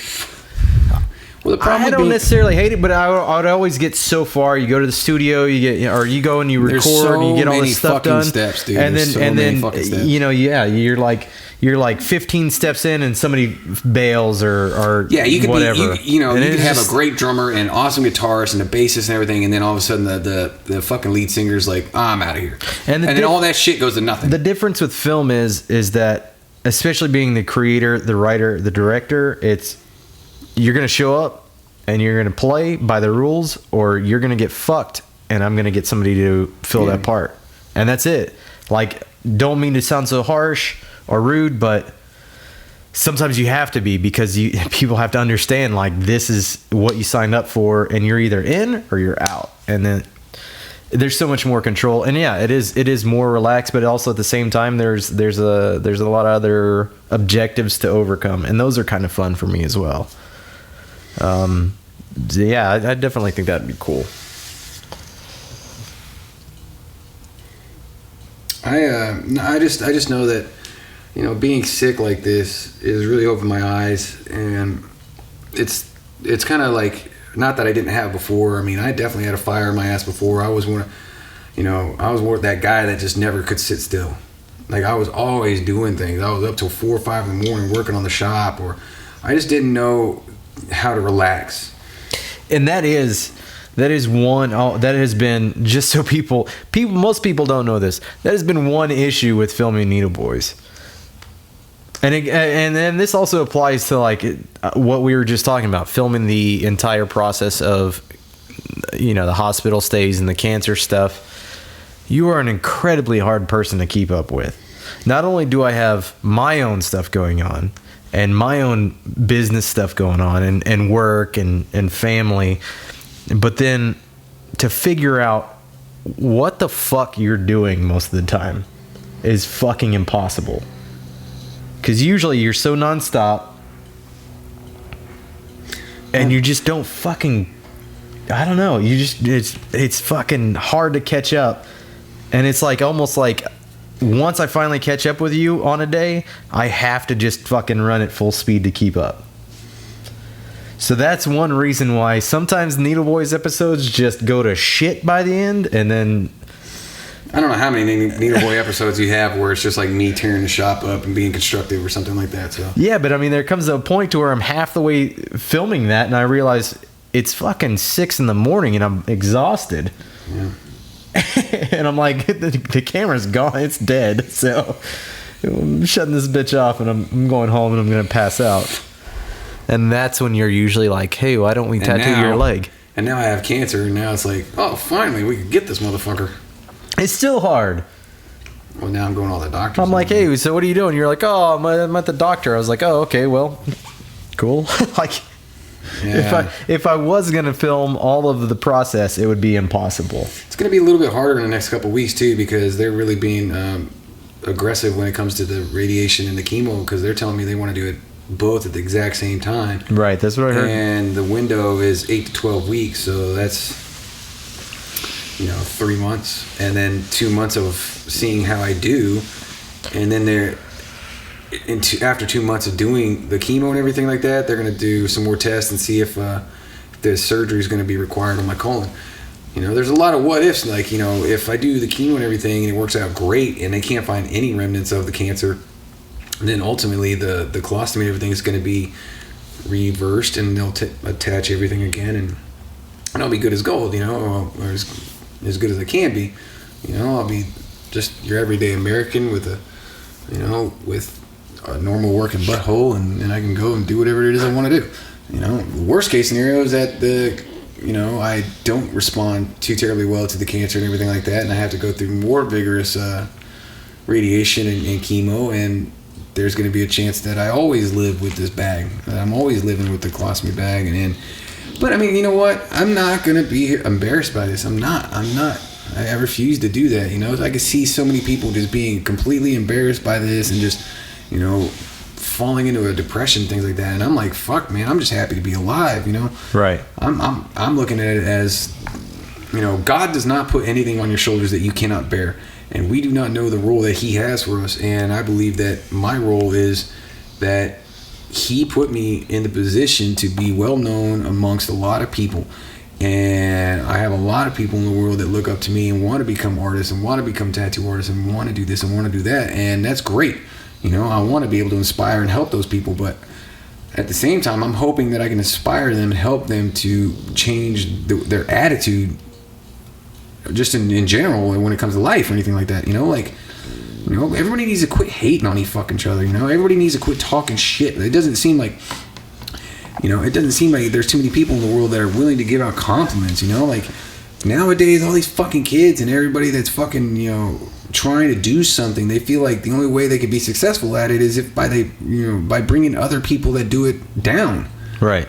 If you're a fucking, you're a baseball player in high school, and all you do is talk shit about all these other fucking pitchers, it's not going to make, the scouts or anything be like, oh, well, I heard all this shit, so this guy must be good, it just makes you look like a dick. Right. And... No, I completely fucking agree, man. And that's what I'm trying to do with this. It's fucking exhausting.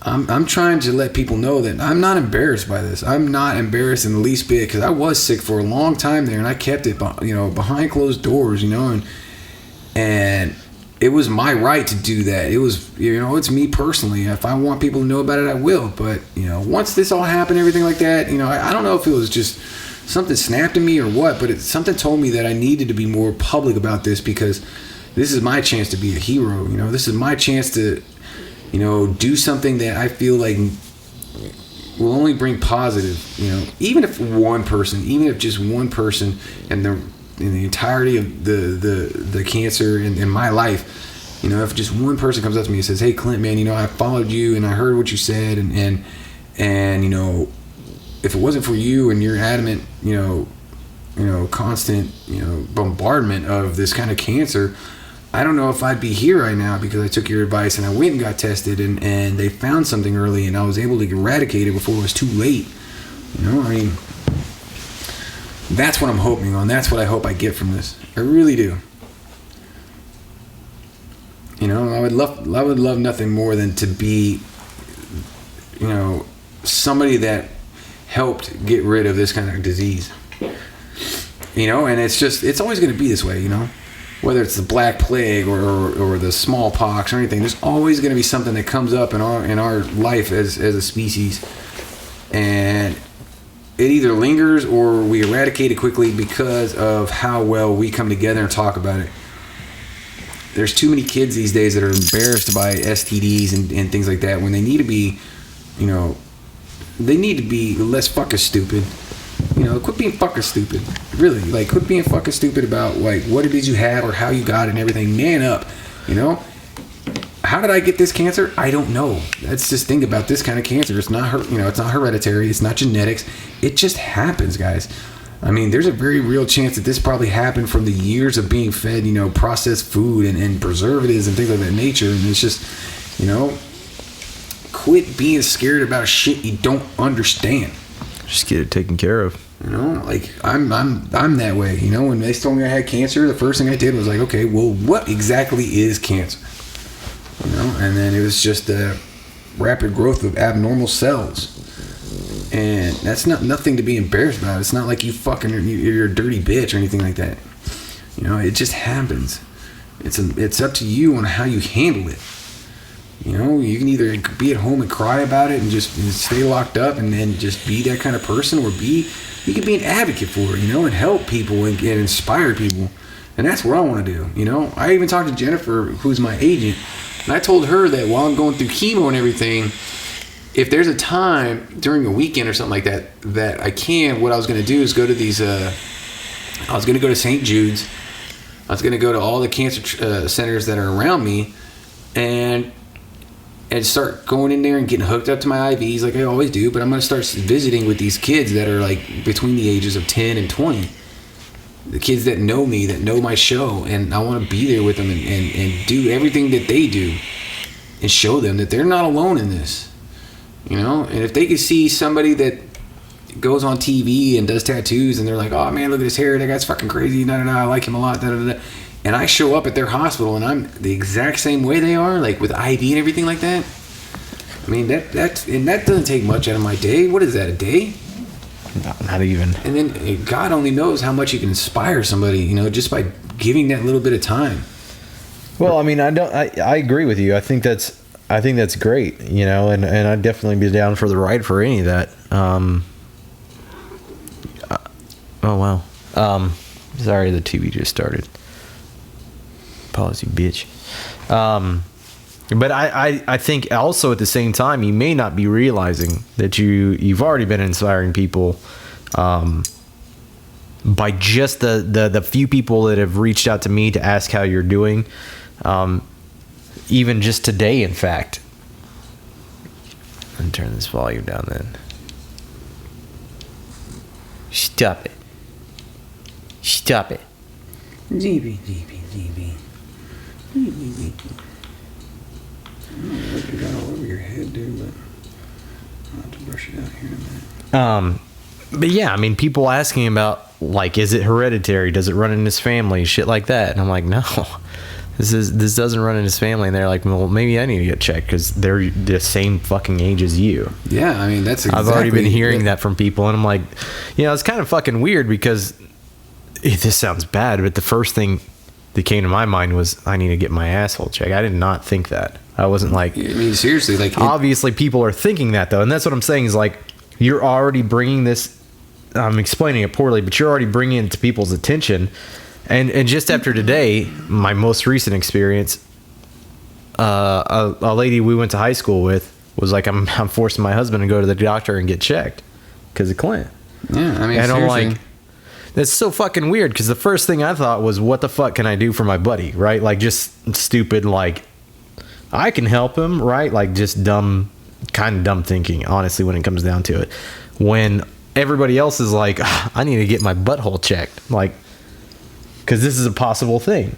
And like you said, everybody thinks this is something for older people, an older generation. The generation of smoking cigarettes and drinking Coca-Cola is good for you, right? Like, it's not for us. Obviously, our generation, we know about all the things that cause cancer now, right? Well, no, we don't. So, I completely agree. And I think you're already inspiring people. And yeah, there is more that all of us could do. And I mean, that's the way it should be, though. I'm telling you right now, if you're watching this right now and you can honestly look somebody in the eye and say that you've never had McDonald's, you've never had Chick-fil-A, you've never had a processed meal in your entire life, unless you're Amish and you grow your own potatoes and your own corn and things like that, you're obviously already thrown into the mix with everybody else that this kind of cancer can strike you. You know, because that's all it is, man. It's just, you know, your intestinal tract and things that you eat and things like that. It's not, think of it like your sink drain, okay? Everybody in the world has had a clogged up drain. That means what I'm driving at is everything that goes into that drain doesn't always come out. Sometimes it gets stuck.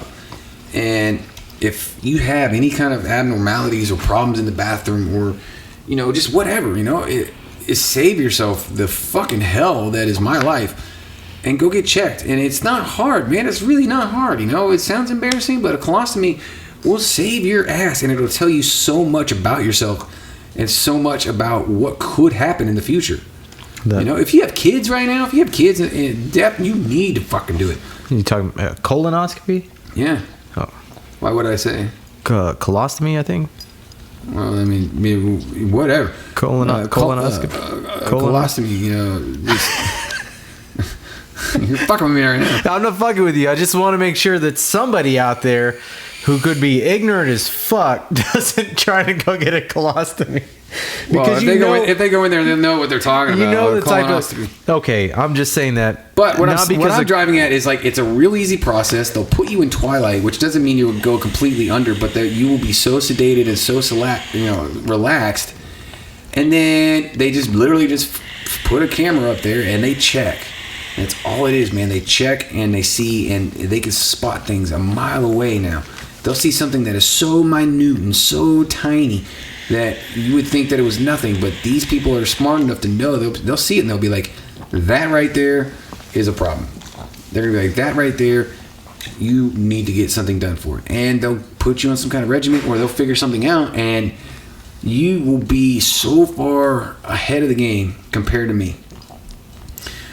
You won't have to go through what I'm going through. You won't have the suffering that I suffered through or just any kind of problem that I've had in the last 2 or 3 months. The pain and the blood and the non-sleeping and the not being able to go anywhere. I mean, Deadpool.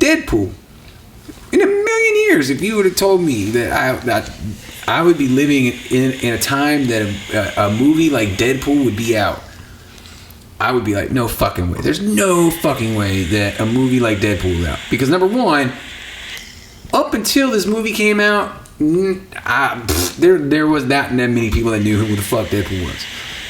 People in the world usually go, okay, well, there's Spider-Man, there's Batman, there's Superman, there's Aquaman, and then there's fucking, you know, Spider-Man, all these other fucking assholes.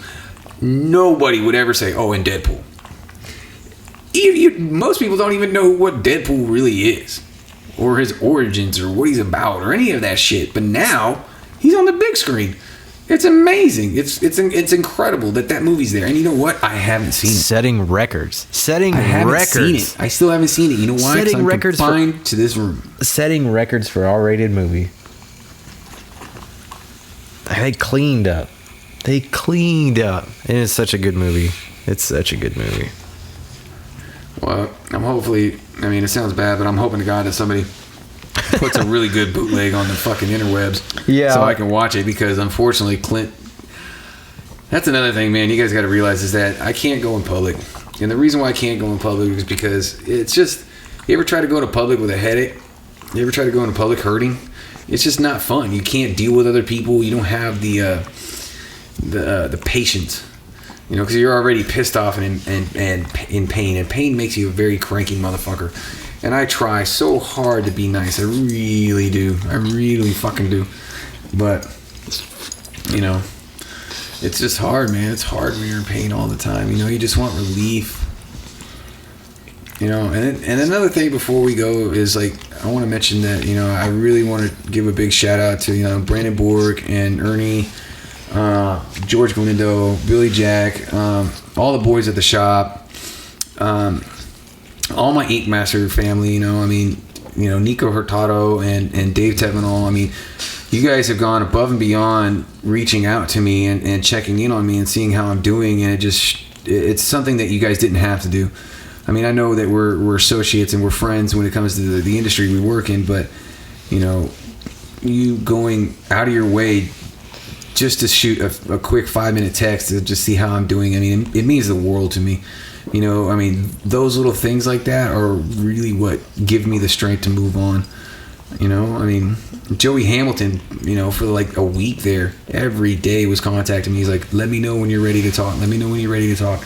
And finally one day we got the chance to talk, and we spoke about a lot of things, and it was just really nice to know that this guy who won Ink Master, who has everything going for him in the world, has a beautiful tattoo studio in Vegas. I mean, the guy's, a king in his own little world. He's a king, and he took time out of his day, not just one day, but like a week, to get a hold of me, to talk to me, to see how I'm doing, just to let me know that he, that he's in my corner.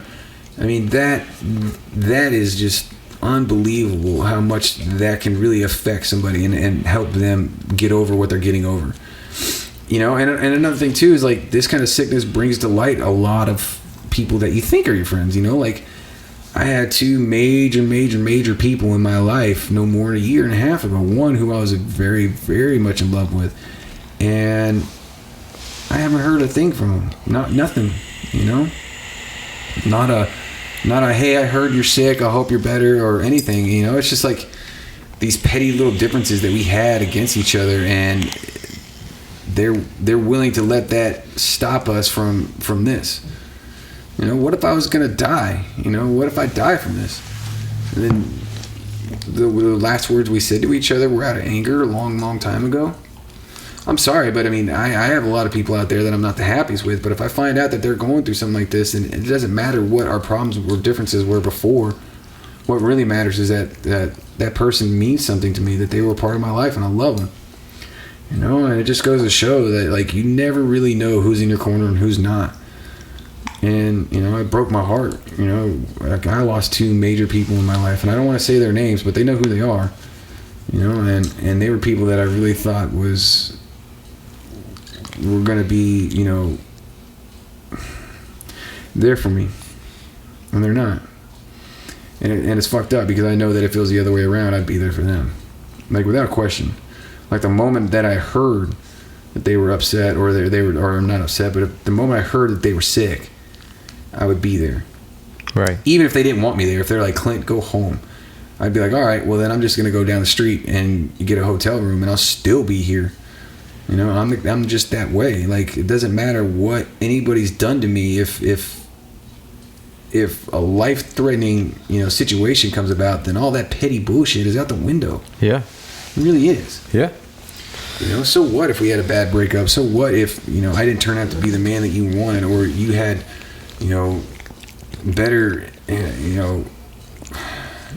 you had better expectations for the man that you wanted in your life, or you feel guilty about something that you did to me and you don't want to talk to me anymore about it because you can't face the guilt. It doesn't matter. Any of that shit is all out the window. I mean, because now it's too late. Now it's way too late. Now I'm sitting here going, what are you going to show back up in my life when I'm better? And now I have this animosity towards you. Now I'm sitting here, and now I'm going to be like, well, you weren't with me at my worst. Why should you be with me at my best? Like, it just goes to show that, like, you don't have my back, and I can't have your back. It's just crazy how, like, something as serious as cancer can really just open your eyes to who's real and who's not. I mean, the only people that come over here to really see me is you. Like, you're the one that you come over and see me. My boys from the shop come over and see me, like Luis and Cody. It's always weird though, because I always feel like I'm gonna impose. Like when I went to the hospital to see you, like, you didn't ask me, but it's like, is it weird? Is he gonna feel uncomfortable, like, having his boys around, like, and he's not feeling great? You never know. Because people. I didn't mind it at all. I mean, I liked having you guys there. It made me feel like, you guys actually care. You guys took the time and drove that way to see me. I mean, that means a lot to me. It's like, it was such an importance for you to come out. And well, I mean, I was coming me. either way. But it was just like walking up to the hotel, and Crystal's like, "Does he know you're coming?" I'm like, "No, he doesn't." Like, it's kind of weird, you know, because some people are completely opposite when they're sick or they're not feeling great, and they don't want anybody. They don't want anything to do with any friends seeing them. They, you know, they don't want to be. And it's kind of understandable, you know, if you're not feeling great, a bunch of people being around you, chatting and trying to hang out with you doesn't always feel great. Well, yeah, I don't want to fucking, you know, I don't want it to be like a college dorm room or anything just like that. But I mean, it's just like coming over here today. I'm like walking up the door. I'm like, fuck, I just know I'm going to be the motherfucker that's waking him up. You know, and that sucks because you obviously yeah, need but your I rest. asked you to come over. I know, but it's just one of those things that plays in the back of my mind every time. I'm like, yeah, but I don't want to be the guy that's waking him up. Yeah, but I think you're thinking about it the wrong way. You need to think about it as like, I'm the only person that came over and actually hung out with him today. You are the only reason why when Curtis comes home tonight or my girl comes home, you know, they're going to ask what you did. And I'm going to be like, I actually had a day today. I actually did a podcast with Eli, you know, like I did something with my day other than just sleep it all away, you know, and that's, you know, something to hang my hat on and be like, well, at least I did this today, you know. That makes sense. At least you were willing to come over. You know, I mean, that right there means more than anything to me. You know, like I said, I don't know what the hell happened there. It just came out. What happened? That's weird. Damn, the thing is sensitive. But no, I mean, I'm just saying, like, you're willing to come over here and hang out with me and do a podcast and all this jazz where some people are sitting at home watching TV, not doing a fucking thing, and they still can't call me. Right. They still can't pick up the phone and be like, hey, man, how you doing? Are you all right? Hey, man, congratulations on your Broncos winning the Super Bowl. I know how much that meant to you. Or, you know, what's the word on you? You know, are you getting better? Are you getting worse? Are you dead? Are you alive? You know, they don't even care. They don't know. They're just sitting there. They're just sitting there going, okay, well, whatever happens, I'll eventually hear about it. And I'm like, fuck that, man. Fuck you assholes. You know, like, I've done so much for these people. And gone above and beyond and flown out to them at the fucking drop of a hat.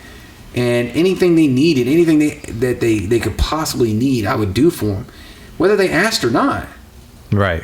You know, that's just kind of the way I am. I was like, you know, I mean, that just shows that they were that important and that I love them. And when it's all said and done, I'm not even worth a fucking text message. Like, I'm not even worth a telephone call. I'm not even worth a fucking Facebook message. I mean, what kind of shit is that?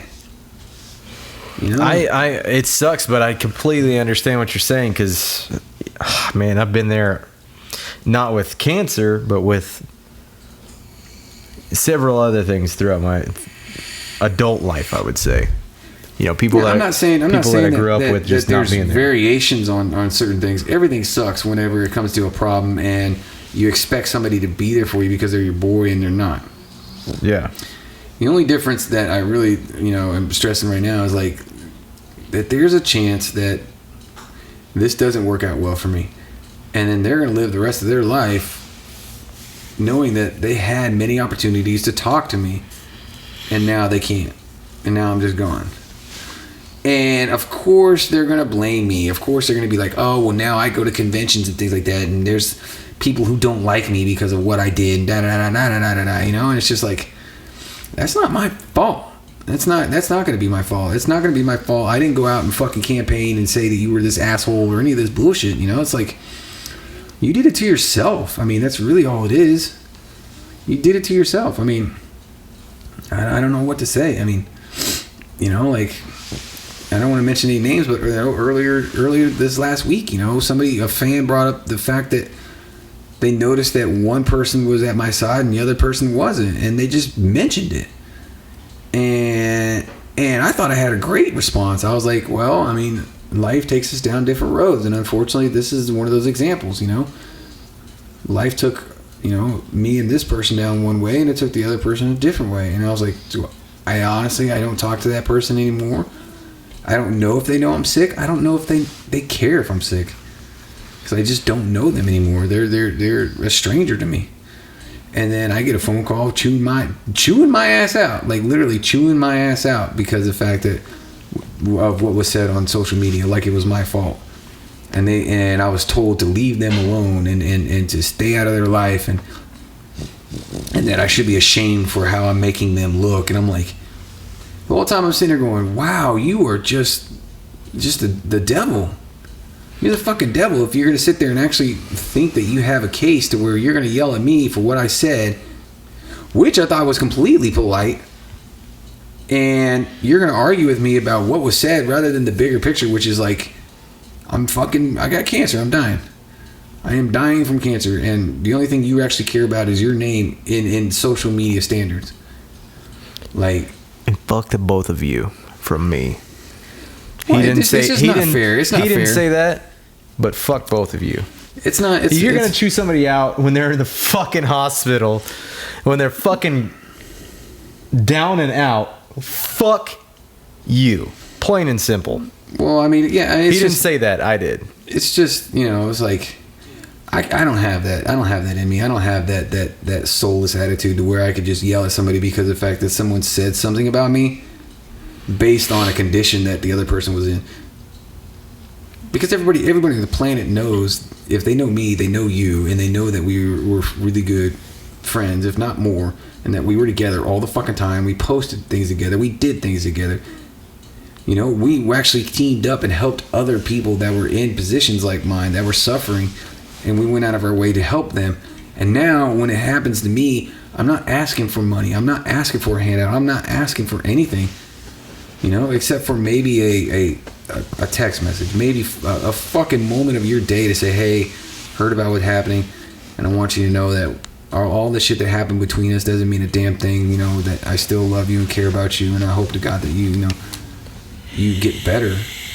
I hope to God that, that you can beat this, because I don't know what my life would be like without you in it. Instead, it's more like, well, I hope to God you die quick so that way you don't talk anymore. You don't say anything else about me on social media. Yeah, I know. What a fucking... I mean, that's all I got from it. Was like, will you hurry up and fucking die so that way you don't make me look so bad on social media? That's some fucked up shit, dude. I'm like, wow. If it was the other way around and I got on my Facebook and I saw a message that someone was like, Clint, man, you're a fucking bitch for not being there helping somebody out. I'd have been like, what the fuck's this about? And then I would have seen that, oh, this is why that guy said that, because my friend over here is fucking dying. First thing I'd have done, I'd be like, you know what, you are right. I am a fucking cunt. I am a fucking soulless bitch, because I cannot believe that I did not hear about this soon enough. And now that I do know about it, I'm you know what, you're right. I'm on my way. I am calling this person right now. It wouldn't even bother me. Because I don't give a shit what people think about me. I got millions of fucking people who think things about me, but it's like, it's just bananas. It's just so fucking bananas how the social world is. Like, it's just vanity, man. Vanity's a motherfucker. I agree, man. I agree. But we got to start wrapping this up because we are about to kill this battery off. Okay. I want to let everybody who's watching this on YouTube, I want to make sure that you know that you can find us in the iTunes store. You don't have to watch us, because I understand this is just us sitting here. So you can download this and listen in your car like it's the radio on the way to work, and let Clint and I just kind of fuck your ear holes a little bit on the way to work. Yeah, I think about it more than just two guys rapping about nothing. I mean, this is something that, I'm just saying, like, as far as video goes. I mean, if you're stuck in traffic for an hour and you're listening to this, you never know. You might be able to actually, like, get some, some positive information out of this. It might change the way you live. You might sit there and be like, you know what? I do need to do something. I do need to contact somebody that I know that's suffering, or definitely, I do need to go get checked out, or I do need to have a better... I'm not trying to discredit that part. I'm talking about kind of more so our YouTube audience, that when they don't see enough movement on the screen, so turn it on and go to the fucking bathroom and do your dailies, and that's kind of what I'm saying. You don't have to watch us, because this is a podcast, and I let you guys know, but you can download us on iTunes. We're also on PodBean, so if you're on like an Android device, you can still download us. And this is more so what we're talking about, but also you're going to want to stay tuned, I think, because this is going to be a journey. I think in the coming months. I can definitely say that, unfortunately, there will probably be downs, but there will also be ups, and you're going to see us progress. And like I said, we're going to get some of the other boys on here eventually once we kind of break this in a little bit better and get, I think, better at podcasting in general. And hopefully I can get healthy enough to where I can get off this fucking couch. Yeah. Because right now, this is it for me. I can get up and move around, but I can't, like, sit down like you are. You know, we can't create, like, this awesome ambiance of whatever. Well, and that's it the just other looks thing. like Eli and his lazy-ass friend who can't even sit up. I think the people who are watching this, especially after watching the whole thing or listening to the whole thing, understand. So, yeah, I mean... You'll probably be right. There'll probably be worse times, too, when the chemo and everything start. I'll probably be like, I don't know. Yeah, I mean, you know, we may... Just saying that on future episodes there may be a lot of edits. As of right now, it also could be very educational because a lot of people, they know what chemotherapy is, but they don't know what chemotherapy is. Right. You know? But I'm saying if you're getting sick and stuff, we may have to be cutting, you know? So right now, as it is, the last episode and this episode, I have no intention on editing whatsoever, just so everybody can see it. This is going to be almost 2 hours long. So if you made it all the way to the end, then that's fucking awesome. Thank you so much. Thumbs up.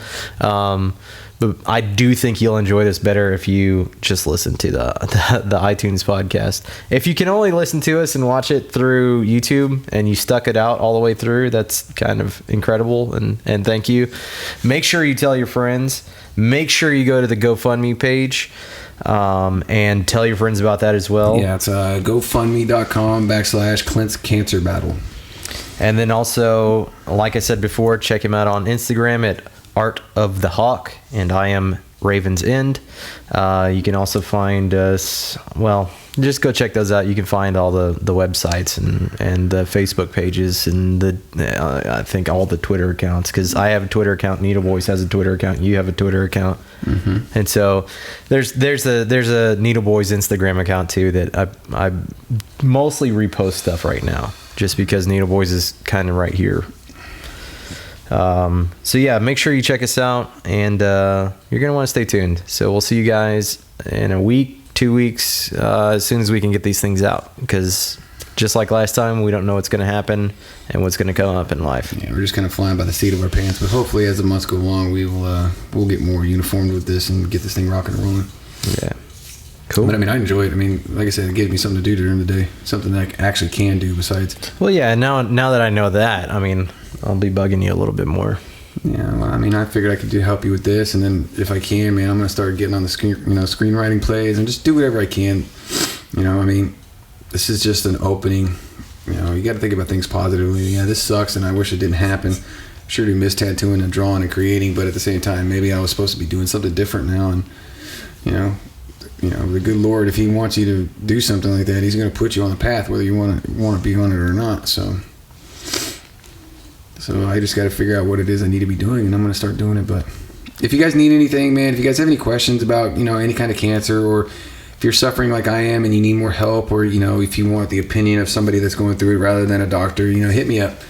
Check out all my social media websites, email me directly. There's millions of ways to get a hold of me, and just, shoot me your story and shoot me what it is that you might need help with, or any kind of questions, or just whatever, and I'll be more than happy to help you guys out, man, for real, because if there's anything that I want to get from this, is just to make sure that I can help anybody and everybody to make their lives a little bit easier and eradicate this fucking disease, man, because it shouldn't be like this.